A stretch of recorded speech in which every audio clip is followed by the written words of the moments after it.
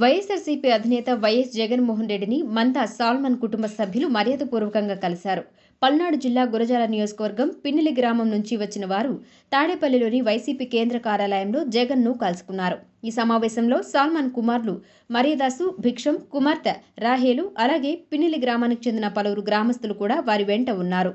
ఇటీవల రాజకీయ కక్షతోనే తమ తండ్రిని అత్యంత కిరాతకంగా హత్య చేశారని సాల్మన్ కుమారులు, కుమార్తె వైఎస్ జగన్కు వివరించారు.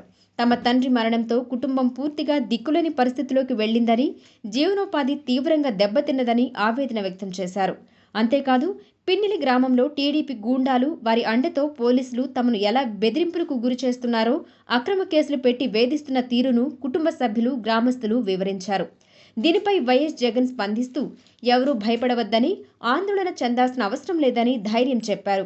అక్రమ కేసులు, వేధింపుల విషయంలో వైఎస్ఆర్సీపీ లీగల్ సెల్ పూర్తి స్థాయిలో న్యాయ సహాయం అందిస్తుందని హామీ ఇచ్చారు. బాధిత కుటుంబాలకు పార్టీ ఎల్లప్పుడూ అండగా ఉంటుందని స్పష్టం చేశారు. వైఎస్ జగన్ను కలిసిన వారిలో గురజాల మాజీ ఎమ్మెల్యే కాసు మహేష్ రెడ్డి, వైఎస్ఆర్సీపీ రాష్ట్ర కార్యదర్శి యనుమల మురళీధర్ రెడ్డి, పలువురు లీగల్ సెల్ సభ్యులు ఉన్నారు.